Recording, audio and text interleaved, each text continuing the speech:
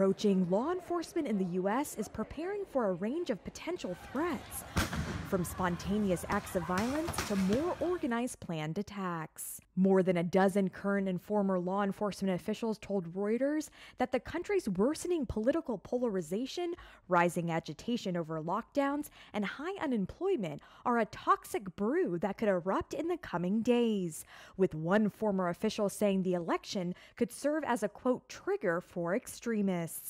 And these potential perpetrators range from lone actors to extremist groups, including those that are racially motivated, anti-authority, and militias. Variety of attacks. Former DHS counterterrorism advisor Thomas Plufchan, who left the department in January, says the challenge is differentiating between bluster and action as the internet is flooded with content.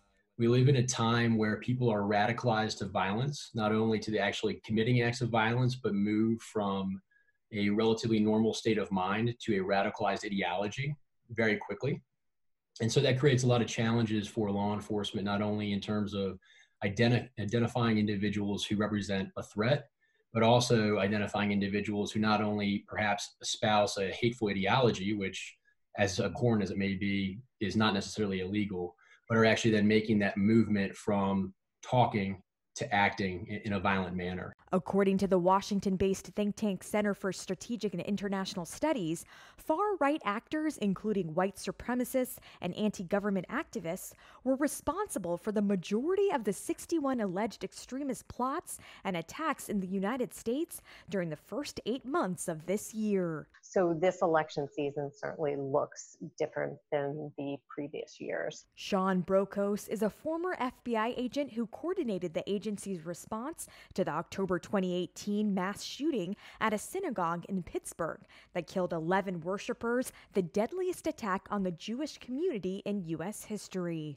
The alleged gunman was not known to police, which serves as a stark reminder of the difficulties that U.S. law enforcement agencies face.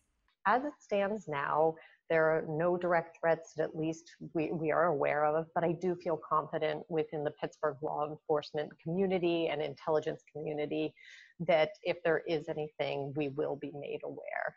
But certainly everybody is, I can tell you they're nervous. They're very nervous. Police departments in major cities across the country say they are planning to put more officers on the streets or on standby around the election if trouble erupts. Several right-wing militia and anti-government groups told Reuters that they do not plan to police the polls, but will be on standby if chaos ensues after the election. One institution hoping for a clear-cut result is the military. U.S. Army General Mark Milley, chairman of the Joint Chiefs of Staff, has been adamant about the military staying out of the way if there is a contested ballot. But President Trump, who has declined to commit to a peaceful transfer of power, has threatened to invoke the 1807 Insurrection Act to mobilize troops on American streets to put down unrest.